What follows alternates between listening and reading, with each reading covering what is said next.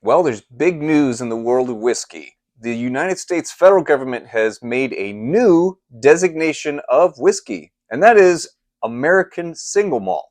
Hey guys, I'm Tim the Suburban Dad. You might have heard me talk before about American Single Malt. There are some really great ones out there, and there's, of course, some not so good ones, just like any other whiskey.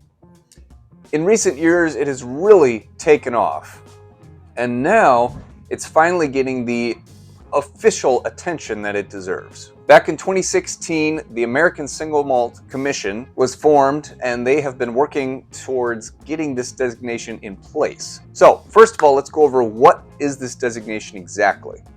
Well, it's kind of like bourbon. Bourbon can only be made in the US and has to meet certain criteria about proof and storage and aging and all that good stuff. So American Single Malt, it has to be mashed, distilled, and aged in a US distillery. And it has to be distilled in one distillery only. Okay? The mash bill has to be made up of 100% fermented malted barley. Can't be any other grains blended in there. Now, interestingly enough, it didn't say that it had to be US barley, so that's interesting.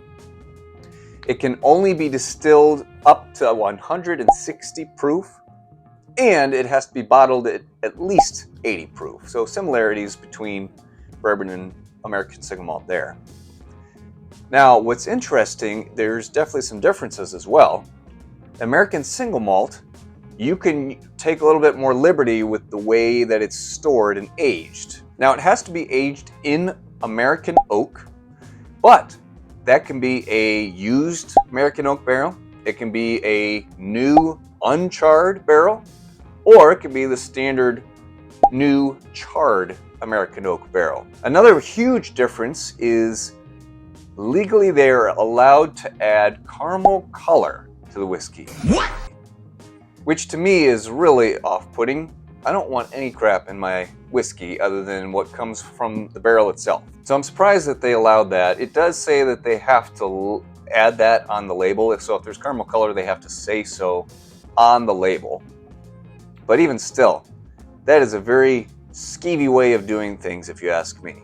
A distillery doing that really is taking a shortcut somewhere, probably in the aging process. Oh, we just want our whiskey to look darker and like it's more mature. Well, just age it longer, do it better. This ruling comes from the TTB, the Alcohol, Tobacco, Tax, and Trade Bureau. This designation is really important because it makes legal requirements for what a company has to put on a label if they claim to be American Single Malt. Now you can know exactly what you're getting if you see a whiskey labeled American Single Malt. This is especially important at overseas markets where they, want to know what they're buying. So it's just like a bourbon, it's like a bottled in bond, you know exactly what you're getting yourself into. Another qualification that the TTB established was that American Single Malt has to be aged in a container no larger than 700 liters, which is very big. Most bourbons are aged in barrels that are 53 gallons or 200 liters.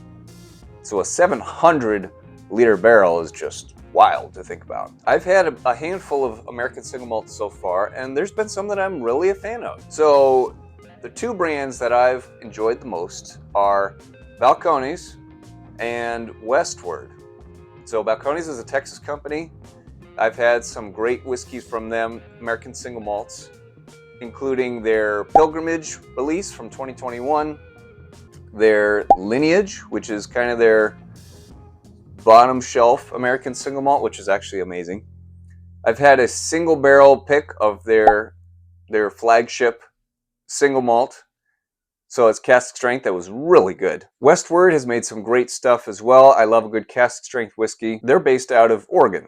And I've had one of theirs that was finished in a stout cask.